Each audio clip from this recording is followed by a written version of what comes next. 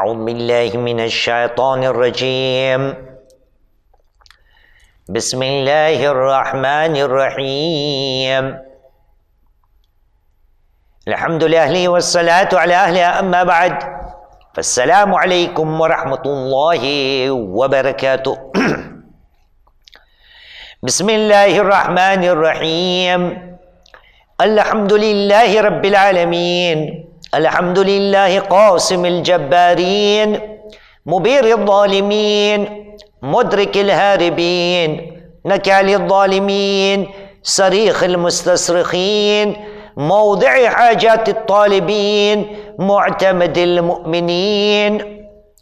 ثم الصلاة والسلام على أشرف الأنبياء والمرسلين، الذي سمي في السماء بأحمد وفي الأرض بأبي القاسم محمد، وعلى آل بيته الطيبين الطاهرين المعصومين، الذين أذهب الله عنهم الرجس وطهرهم تطهيرا، واللعنة الدائمة على أعداء الله أجمعين من الآن إلى قيام يوم الدين. أما بعد، فقد قال الله العظيم في كتابه الكريم، وهو أصدق القائلين وقوله الحق. بسم الله الرحمن الرحيم. ولقد كرمنا بني آدم وحملناهم في البر والبحر ورزقناهم من الطيبات وفضلناهم على كثيرا ممن خلقنا تفضيلا. آمنا بالله، صدق الله العلي العظيم وصدق رسوله الكريم، ونحن على ذلك من الشاهدين. رب اشرح لي صدري ويسر لي أمري واحلل عقدة من لساني يفقه قولي. صلوا على محمد وآل محمد. اللهم صل على محمد وآل محمد. معاشرے میں کس طرح سے زندگی کو بسر کرنا چاہیے، یہ باتیں کرتے کرتے ہم یہاں تک پہنچے کہ اس دین میں زندگی کا انداز کیسا ہونا چاہیے، اس دین نے ہر ایک مسلمان کو یہ بتایا ہے۔ سماج کے اندر لوگوں کے حقوق ہوتے ہیں، اور ان حقوقوں میں سے ایک حق یہ ہے جس حق کو سب جانتے ہیں، اور وہ یہ کہ دین اسلام کے اندر کسی کو یہ حق نہیں کہ کسی کی بے عزتی کی جائے۔ گویا دوسرے الفاظ میں اس دین کے اندر ہر کسی کو لحاظ کرنا ہے، ہر کسی کی عزت کرنی ہے، ہر کسی کا خیال رکھنا ہے۔ حتیٰ یہ کہ اس دین کے اندر بار بار ہم یہ بیان کرتے آ رہے ہیں کہ جانور یا جس کو ہم حیوان کہتے ہیں اس کا بھی خیال رکھنا واجبات اور ضروری ہے۔ جہاں تک بات لوگوں کی عزت کرنا ہے، اور یہ بھی بار بار یہ بات ہم نے دہرائی ہے، آپ نے ہر ذاکرین کرام سے سنی بھی ہوگی کہ اس دین کے اندر حضرت مومن کی عظمت، اس کا احترام، اس کی حرمت خدا کے گھر خانہ کعبہ سے بھی بلند اور افضل البہتر ہے۔ اگر یہ پوچھا جائے کہ ہم میں سے کون ہے کہ جس کو یہ نہیں پتا کہ کسی کی بے عزتی نہیں کرنی چاہیے، سب کو یہ پتا ہے، اور اتنا ہی نہیں، فقط انشاءاللہ تعالی سب کو پتا ہی نہیں بلکہ سب کی کوشش یہ رہتی ہے کہ اپنے سے کسی کی بے عزتی نہ ہونے پائے۔ مطلب انشاءاللہ تعالی ہم ہر کسی کا احترام کرتے ہیں، ہر کسی کا خیال رکھتے ہیں، کسی کی بھی بے عزتی ہونے نہیں دیتے۔ لیکن مشکل بات یہی ہے نا کہ جہاں پر اس دین میں یہ حکم دیا گیا ہے کہ کسی کی بے عزتی کرنا جائز نہیں، وہاں پر شاید آج کا مسلمان یہ بھول گیا ہوگا کہ اس دین میں بے عزتی کرنا، کسی کی عزت کا خیال نہ رکھنا، فقط وہ کسی کے لیے ہی نہیں وہ دوسروں کے لیے نہیں، دوسروں کے علاوہ کوئی ایک ایسی ذات ہے جس کے لیے خیال رکھنا بہت ضروری ہے۔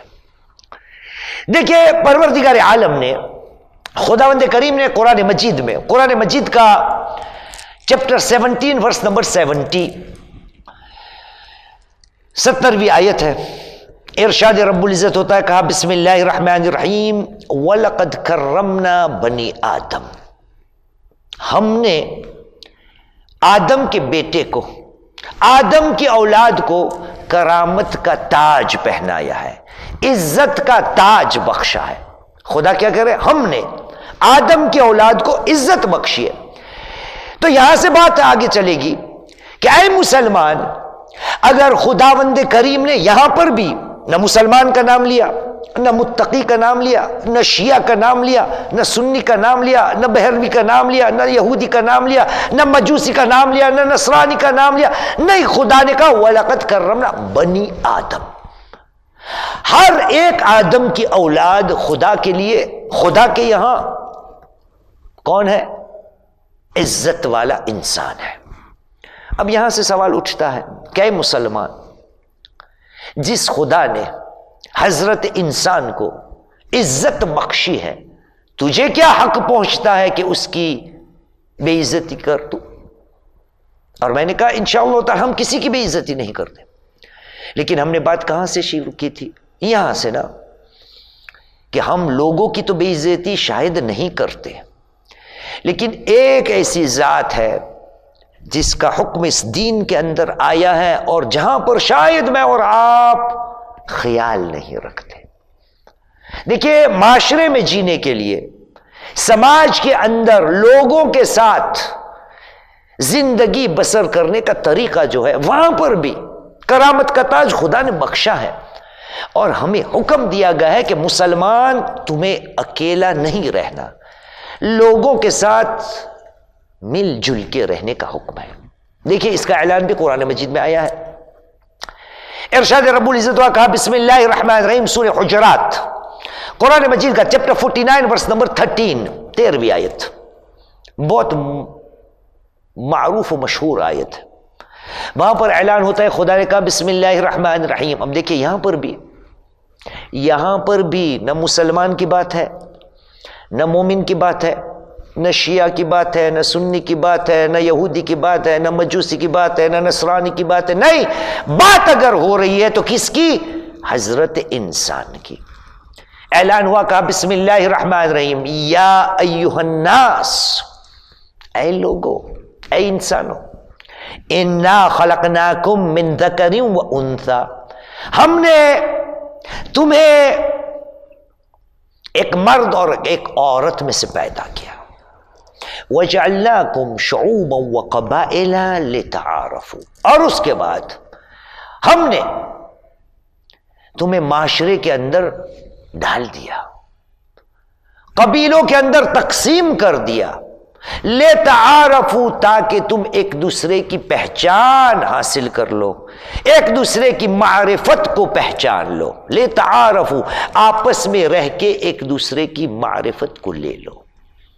ان اکرمکم عند اللہ اتقاکم، اور یاد رکھنا،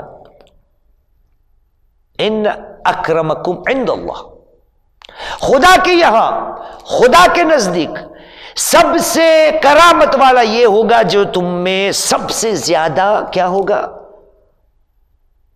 تقوی کا حامل ہوگا، اتقا ہوگا، سب سے زیادہ پرہیزگار ہوگا۔ کہاں پر رہ کر؟ سماج کے اندر، قوم کے اندر، معاشرے کے اندر۔ تو عزیزان محترم، اس معاشرے کے اندر رہنے والے کون ہوتے ہیں؟ حضرت انسان، اور حضرت انسان کی عزت کو عزت خدا نے بخشی ہے۔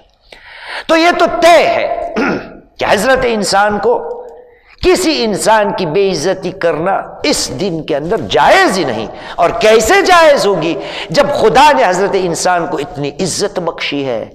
تو کون سا وہ انسان ہے جس کو یہ حق حاصل ہے کہ وہ کسی خدا کی مخلوق، خاص طور پر حضرت انسان کی بے عزتی کرے؟ لیکن ہمارا موضوع یہ نہیں ہے. ہم تو حسن ظن سے کام لیتے ہیں اور کہتے ہیں کہ ہم تو کسی کی بے عزتی نہیں کرتے, کوئی کسی کی بے عزتی نہیں کرتا. لیکن ہو سکتا ہے کسی ایک کی بے عزتی میں کرتا ہوں اور اس کا نہ مجھے پتا ہے, نہ مجھے خیال ہے, نہ مجھے شاید بتایا گیا ہے. اور وہ کون ہے؟ میں جواب نہیں دوں گا. ہمارے اور آپ کے چھٹی سرکار امام جعفر صادق علیہ السلام ارشاد فرماتے ہیں, دیکھیے یہ ہر ایک مومن کا حق ہے. آپ نے کہا ان اللہ قد فوض الی المؤمن کل شیء. در حقیقت اللہ سبحانہ و تعالی نے ان اللہ قد فوض, یہ لفظ آپ نے سنا فوض؟ کہاں پر ہم سنتے ہیں اس کو, یا کہاں پر اس کو پڑھنے کی ہماری عادت ہے؟ دیکھیے صبح کی نماز کی تعقیبات میں کیا پڑھتے ہیں؟ وَأُفَوِّضُ أَمْرِي إِلَى اللَّهِ, میں اپنے ہر ایک کام کو اللہ کو سونپتا ہوں. اُفَوِّضُ تفویض. چھٹے امام نے کیا کہا؟ ان اللہ قد فوض, حقیقت میں اللہ سبحانہ و تعالی نے ہر ایک مومن کو یہ حق دے دیا. فوض کل شیء, ہر ایک چیز کا حق ہر ایک مومن کو خدا نے دے دیا ہے. وَلَمْ يُفَوِّضْ لَهُ أَن يُذِلَّ نَفْسَهُ, خدا نے مومن کو کہا تجھے جو بھی کرنا ہے کر لے, جو بھی کرنا ہے کر لے, تجھے حق ہے. وَلَمْ يُوَفِّضْ لَهُ أَن يُذِلَّ نَفْسَهُ, لیکن خدا نے کسی مومن کو یہ حق نہیں دیا کہ وہ اپنے آپ کی بے عزتی کرے. ہر ایک مومن کا یہ ذمہ ہے کہ وہ اپنے عزت نفس کو سنبھالے. انگلش میں کہیں گے سیلف ریسپیکٹ. میں کسی کی بے عزتی نہیں کروں, یہ تو نور ہے, لیکن نور علی نور کیا ہوگا جب میں اپنی بے عزتی نہ کروں. ہماری عادت یہ ہے, ہمارا ماننا یہ ہے کہ ہم کسی کی بے عزتی نہیں کریں گے. لیکن امام نے کیا فرمایا کہ خدا نے کسی مومن کو یہ حق نہیں دیا کہ وہ اپنی بے عزتی کرے. مطلب چھٹے امام علیہ السلام یہ بھی بتا رہے ہیں کہ کبھی کبھار ایسا بھی ہوتا ہے کہ مومن اپنی بے عزتی کر بیٹھتا ہے. تو یاد رکھنا مسلمان, کسی کی بے عزتی نہ کرنا بہت اچھی بات ہے, لیکن یہ بھی یاد رکھنا کہ اے مسلمان تجھے اپنے آپ کی بے عزتی کرنے کی اجازت نہیں. اب سوال یہ اٹھتا ہے, کون یہ کہے گا کہ میں خود کی بے عزتی کر رہا ہوں؟ کون یہ کہے گا کہ میں اپنی خود کی عزت کو اپنے پیروں سے کچلتا ہوں؟ کوئی نہیں کہے گا. لیکن ہاں, ائمہ علیہ السلام نے ہم نے بتایا ہے کہ کچھ ایسے لمحات ہوتے ہیں, کچھ ایسے حالات ہوتے ہیں جب بندہ اپنی بے عزتی کرتا ہے لیکن شاید اس کو پتہ نہیں. اس لیے آج اس معاشرے میں جینے کے لیے, معاشرے کے حق کو ادا کرنے کے لیے آج یہ بات ہوگی کہ اے مسلمان تجھے لوگوں کی بے عزتی نہیں کرنی, لیکن ساتھ میں اپنی بھی بے عزتی کرنا تجھے اجازت نہیں. وہ کون سے حالات ہیں؟ یہ بھی بات اگر ہم آپ سے پوچھیں تو ہر کسی کا الگ الگ جواب ملے گا. کوئی کہے گا یہ کرنا خود کی بے عزتی ہے, یہ کرنا خود کی بے عزتی ہے, یہ نہ کرنا خود کی بے عزتی ہے, یہ نہ کرنا خود کی بے عزتی ہے. لیکن یہ میرے اور آپ کے جواب ہوں گے.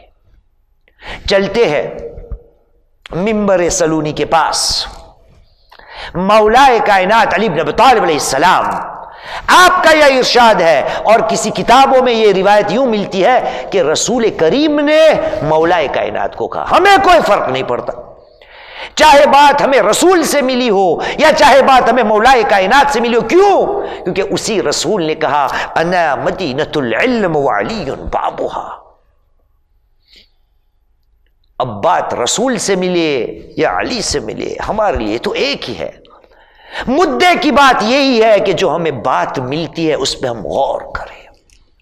مولا کائنات علی ابن ابی طالب علیہ السلام نے ارشاد فرمایا اور کہا، ثمانیہ ان اہینوا فلا یلوموا الا انفسہم، 8 انسان، 8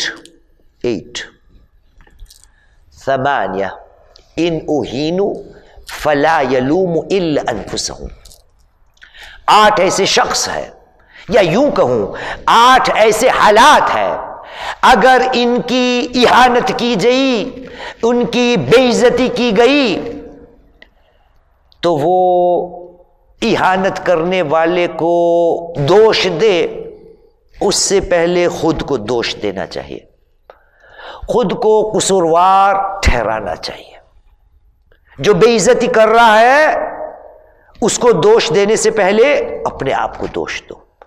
معلوم کیا ہوا کہ جب علی نے کہا کہ تمہاری بے عزتی ہو رہی ہے تو بے عزتی کرنے والا جو ہے وہ قصوروار نہیں، حقیقت میں تو قصوروار ہے، مطلب یہ ہوا کہ چھٹے امام نے جو کہا تھا کہ خدا نے مومن کو ہر ایک حق دیا ہے لیکن اپنی خود کی بے عزتی کرنے کا حق نہیں، یہ وہی بات ہے کہ میں کام ایسا کروں جس میں میری بے عزتی ہو جائے، تو اس کا مطلب یہ ہوا کہ میں نے خود نے اپنے آپ کی بے عزتی کی۔ وہ 8 مقام کون سے ہے؟ مولا کائنات آگے بڑھے اور کہا، پہلی بات یہ ہے الجالس علی مائدۃ لم یدعا الیہا، پہلا وہ موقع ہے، الجالس علی مائدۃ لم یدعا الیہا، کوئی آدمی ایسے دسترخوان پر جا کر بیٹھ جائے جہاں اس کو دعوت نہیں دی گئی تھی، اس کو بلایا نہیں گیا تھا، وہاں کے بیٹھ گیا۔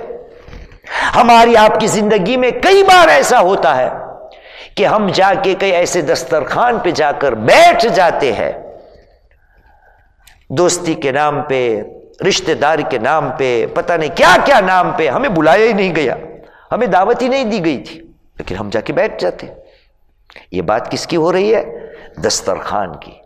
گھر پہ کوئی آئے، ہم کو بٹھائے، عزت دے، وہ الگ بات۔ یہاں یہ ہو رہی ہے، مولا کائنات کیا کہہ رہا ہے کہ اے مسلمان، اگر تو کہیں پہ جا کے بیٹھ گیا جہاں پہ تجھے دعوت نہیں دی گئی تھی اور وہاں سے کچھ ایسی باتیں سننے میں آئے جس سے یہ معلوم ہو کہ تیری بے عزتی ہو رہی ہے، تو جو بے عزتی کر رہا ہے دوش قصوروار اس کو نہیں ٹھہرانا، خود اپنے آپ کو ٹھہرانا۔ یہ پہلا موقع ہے جو ہمارے سماج میں کئی بار ہم سے ہو جاتا ہے کہ ہم ایسی جگہ پہ چلے جاتے ہیں جہاں پہ ہمیں دعوت نہیں دی گئی ہو۔ دوسرا آدمی والمتآمر علی رب الدار، دوسری بات یہ کہ جو گھر کا مالک ہے، دار کا رب ہے، مالک المتآمر، اس سے اوپر جانے والا، اس کے سامنے بات کرنے والا، آواز کو اونچی کرنے والا۔ کس کے سامنے؟ جو گھر کا مالک ہے، رب الدار ہے۔ اور رب الدار کئی طرح کے ہوتے ہیں۔ عادتاً گھر کا جو باپ ہوتا ہے گھر کے اندر وہ رب الدار ہوتا ہے۔ اب کبھی کبھار اس کے سامنے جا کر بیوی، اولاد آگے بڑھتے ہیں، پھر وہاں سے ڈانٹ پڑتی ہے، پھر جب ڈانٹ پڑتی ہے تو یوں لگتا ہے کہ میری بے عزتی ہو گئی۔ لیکن علی نے کیا کہا؟ بھائی وہ رب الدار ہے، تو نے جانے سے پہلے یا بولنے سے پہلے سوچا تھا کہ وہاں سے بے عزتی ہو سکتی ہے، اور اگر ہو بھی گئی تو دوش اس کو نہیں دینا، پہلے اپنے آپ کو۔ وہ الگ بات ہے کہ کئی ایسے بھی گھر ملیں گے کہ جہاں رب الدار شوہر نہیں ہوتا، عورت ہوتی ہے، عورت ہوتی ہے۔ اب جب گھر میں عورت کی حکومت چلتی ہے اور میاں جا کے کچھ ایسی بات کر لے اور وہاں سے کچھ باتیں سننے میں آئے، پھر رات بھر نیند نہ آئے اور احساس ہو کہ آج میری بے عزتی ہو گئی، تو جب جا کے علی نے کہا تو نے سوچا نہیں تھا، رب الدار وہ تھی، اور وہاں جا کر اگر تو نے المتآمر تو تھوڑا آگے بڑھ گیا، حدوں کو تو نے پار کر لیا، اور بے عزتی اگر ہو گئی تو قصوروار اس کو نہیں ٹھہرانے کا، خود کو۔ یہ کون سی ہے؟ دوسری حالت۔ تیسری یا تیسرا شق، مولا کائنات نے کہا وَطَالِبُ الْخَيْرِ مِنْ أَعْدَائِهِ، وہ آدمی جو اپنے دشمنوں سے خیر طلب کرتا ہے۔ ارے بھائی، وہ تیرا دشمن ہے، جانی دشمن ہے، وہ تیرے لیے خیر کہاں سے لائے گا؟ وہ تیرے لیے اچھائیاں کہاں سے لائے گا؟ وہ تیرے لیے بھلائیاں کہاں سے کرے گا؟ کیسے کرے گا؟ وہ دشمن ہے۔ دشمن تو دشمنی سے برتے گا، دشمنی کو نبھائے گا وہ۔ علی نے کہا 8 ایسے لوگ ہیں، ان اہینو، اگر ان کی اہانت کی جائے، بے عزتی کی جائے تو دوش خود کو دے۔ ان میں سے تیسرا آدمی ہے، پہلا کوئی میز پر جا کر بیٹھے جہاں بلایا نہیں گیا تھا، دوسرا گھر کا جو مالک ہے، جس گھر میں بات جس کی چلتی ہے، اس کی بات کے آگے میں حدوں کو پار کر لوں، اور تیسرا وہ مقام کہ دشمن سے طلب خیر کرنا اور بے عزتی ہو جائے تو قصوروار دشمن کو نہیں ٹھہرانا، اپنے آپ کو ٹھہرانا ہے۔ چوتھا مقام وَطَالِبُ الْفَضْلِ مِنَ اللِّئَامِ، کبھی کبھار ایسا بھی ہوتا ہے، اور یہ بھی بات آئے گی اور کرتے رہیں گے، لعام، ناکام لوگ، کمینے لوگ، بدبخت لوگ، گجراتی میں نکامے لوگ، نفٹ لوگ، ہلکو مانس، طالب الفضل، ان سے اچھی بات کی توقع کیسے رکھ سکتے ہیں؟ آدمی سامنے والا بیکار ہے، سامنے والا انسان جو ہے اسے کوئی توقع نہیں کی جا سکتی، پھر بھی میں جا کے فضل و کرم کی بات کی تمنا رکھوں، اور پھر وہاں سے مجھے جب برائی کا سامنا کرنا پڑے، افسوس کا سامنا کرنا پڑے، میری بے عزتی ہو جائے، مجھے یوں لگے کہ میرا لحاظ نہیں کیا، میرا احترام نہیں کیا۔ علی نے کہا بھائی اس میں دوش ان کا نہیں، وہ تو تھا ہی لئیم، وہ تو تھا ہی بدکار، وہ تو تھا ہی بیکار اور کمینہ، اس سے زیادہ قصوروار تو خود ہے۔ ان سے تو نے خیر و عافیت کی تمنا کیسے رکھی؟ طالب الفضل من اللئام۔ عزیزان محترم، یہ 4 ہوئے، 5واں مولا کائنات کہتے اور کہتے ہیں وَدَاخِلُ بَيْنَ اثْنَيْن فِي حَدِيثٍ مِّن غَيْرِ أَن يُدْعَى فِي۔ 5واں مقام وہ ہے کہ جہاں پر 2 آدمی آپس میں باتیں کر رہے ہیں، اور میں جا کے، مجھے بلایا بھی نہیں گیا، وہ باتیں کر رہے ہیں، میں آ کے وہاں کھڑا ہو گیا یا ان کے ساتھ میں بیٹھ گیا، پھر ان میں سے کسی نے مجھے کہا کہ شیخ آپ تھوڑا ہٹیے نا، ہمیں تھوڑی ذاتی باتیں کرنی ہے، آپس میں راز کی باتیں کرنی ہے، تو مجھے دل میں لگ جاتا ہے شیخ ہوتے ہوئے میری عزت نہیں کی، تھوڑی دیر رک جاتے، بعد میں اپنی بات کر لیتے۔ علی نے کہا نہیں بھائی، قصوروار وہ لوگ نہیں، قصوروار تو ہے۔ 2 آدمی جب باتیں کرتے ہو آپس میں اور تمہیں بلایا بھی نہیں گیا، اور تو جا کے اگر وہاں کھڑا ہو گیا اور تیری بے عزتی ہو گئی، علی نے کہا قصوروار وہ 2 آدمی نہیں، قصوروار تو ہے۔ 5واں مقام یا 5واں آدمی، مولا کائنات نے کہا والمستخف بالسلطان، بادشاہ کے دربار میں، سلطان کے دربار میں، آقا و مالک کے دربار میں،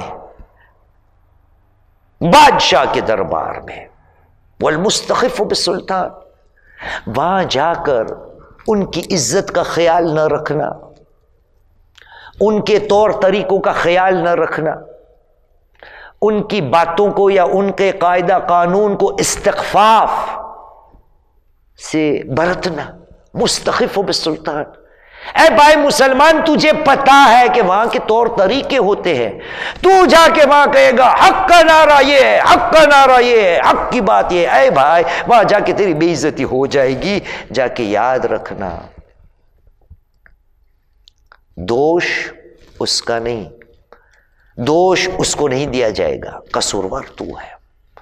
مجھے یاد آتا ہے اس مقام پر، یہاں تو سلطان کی بات نہیں، لیکن ارباب منبر سے سنا ہے، کہتے کہ مولا کائنات کا چاہنے والا کوفے میں گیا اور وہاں جا کے مولا کے فضائل انہوں نے بیان کیے،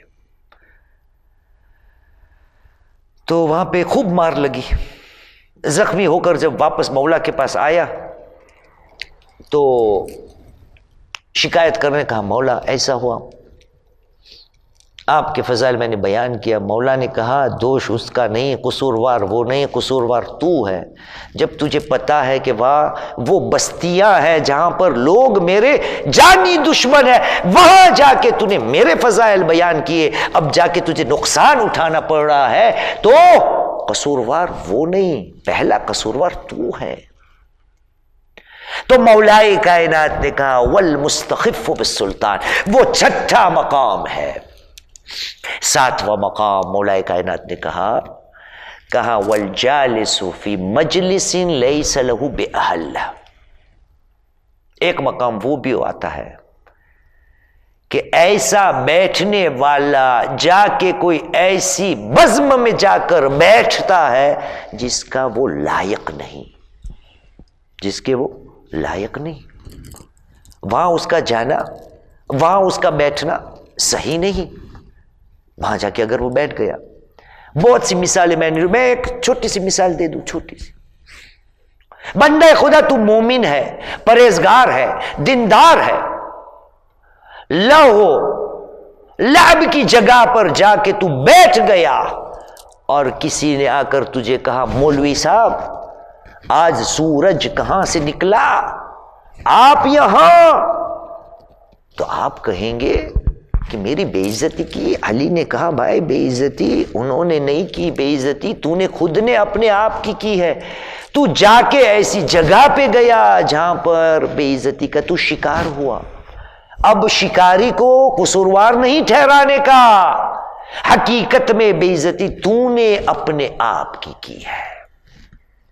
والجالس فی مجلس لیس لہ بأہل، آٹھویں بات بار بار ہوتی ہے والمقبل بحدیثہ علی من لا یسمعہ، آٹھواں انسان جو اپنی بے عزتی کرواتا ہے، یا آٹھواں محل اور مقام اور حالت آٹھویں وہ ہے، وہ کون سی ہے؟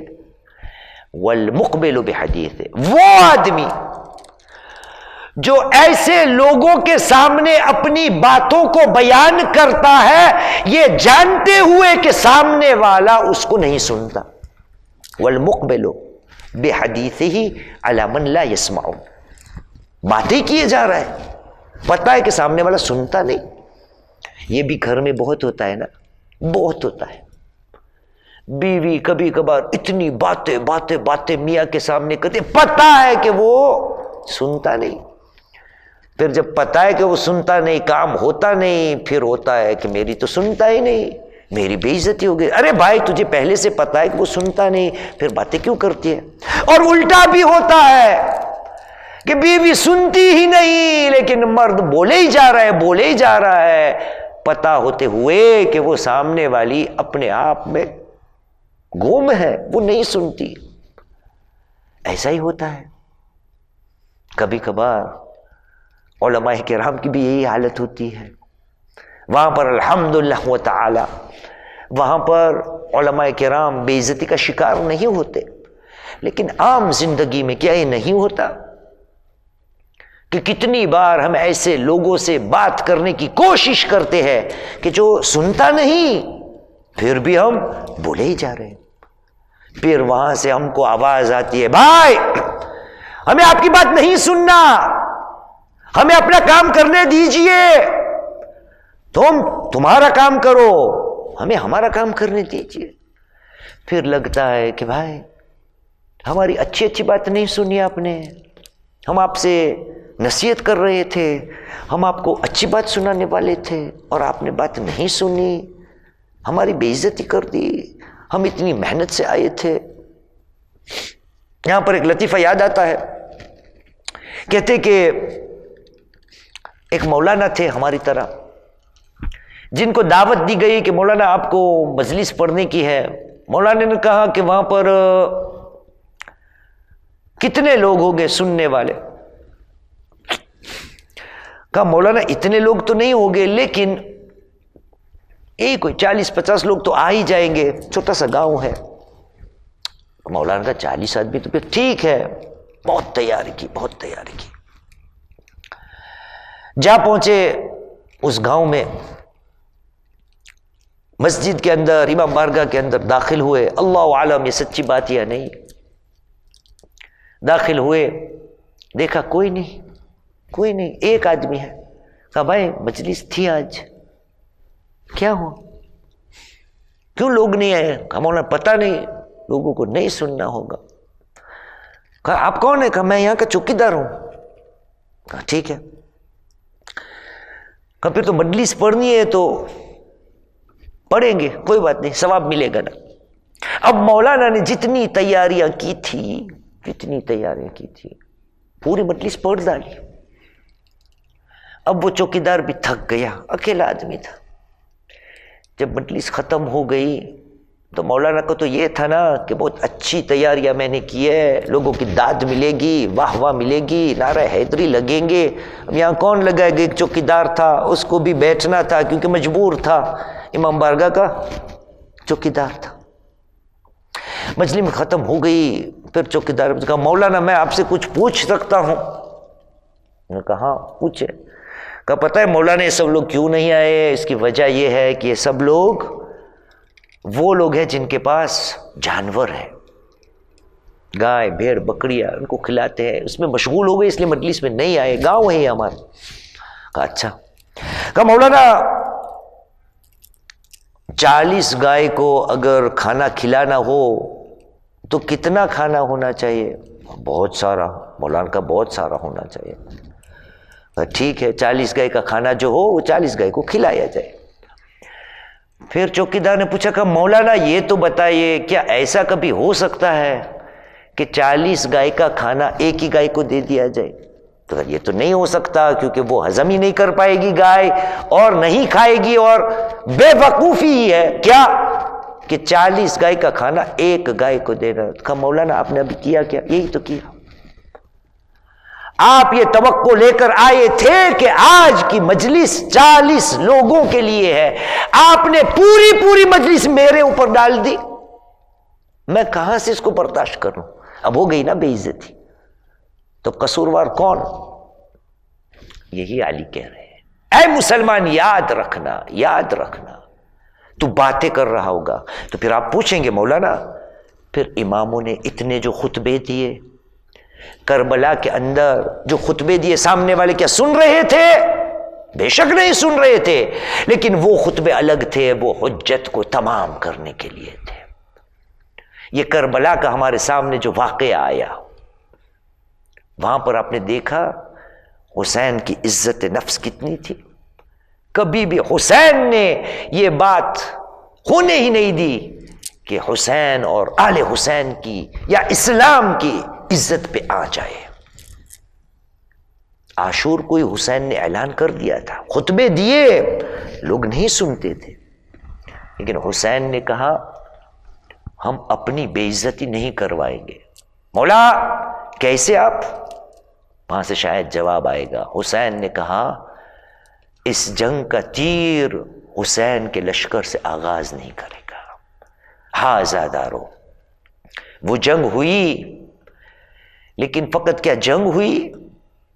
اس کربلا کے دردناک واقعوں میں ہمیں یہ بھی ملتا ہے نا کہ جنگ کے بعد جو اہل بیت کا خاندان تھا ان کو اسیر کیا گیا، جس میں چھوٹے چھوٹے بچے تھے، جس میں نبی زادیاں تھی، اور کیسے ارے شب عاشور کے بعد روز عاشور آیا، روز عاشور کے بعد شام غریب آئی، اور اس کے بعد ایک وہ بھی دین آیا کہ جناب زینب اور آل حسین علیہ السلام کو قید کر کے لے جایا جا رہا ہے۔ عزادار وہ کیسا مقام ہوگا کہ جب یہ قافلہ جو لوٹا ہوا قافلہ ہے، جن کے خیموں میں آگ لگائی گئی تھی، جن کی چادروں کو چھینی گئی تھی، اس قافلے کو لے جایا جا رہا ہے۔ میں اپنے آپ سے پوچھتا ہوں کہ جب یہ قافلہ چلا ہوگا تو کیا جناب زینب علیہ السلام کو اپنے نانا کا مدینہ نہیں یاد آیا ہوگا کہ ہائے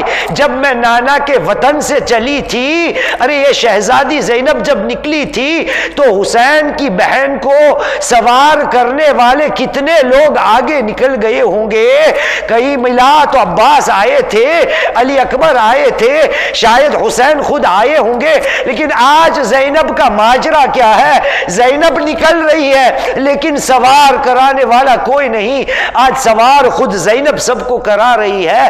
میں کہوں گا ایک مقام یہ بھی آیا ہوگا نا کہ جب جناب زینب خود ان ناکوں پہ سوار ہوتی ہوگی نا تو جب مدینہ کا منظر یاد آیا ہوگا، ایک طرف میدان پہ نظر ڈالی ہوگی، سب کو بلانے کا من ہوا ہوگا، میں کہوں گا شہزادی جس کو بھی آواز دینی ہو دے دینا، اگر اکبر کو بلانا ہے بلا لیجئے گا، ارے قاسم کو بلانا ہے بلا لیجئے گا، لیکن کہوں گا بی بی ارے غیور عباس کو نہیں بلانا، ورنہ نہر فرات پر عباس کا لاشا تڑپ جائے گا۔ ارے بے زبان، عباس کے لاشے سے آواز شاید آئے گی، اے شہزادی میں عباس مجبور ہوں، اب میرے بازو نہ رہے۔ الا لعنت اللہ القوم الظالمین وسيعلم الذين ظلموا اي منقلب ينقلبون انا لله وانا اليه راجعون رضا بقضائه وتسليما لامره۔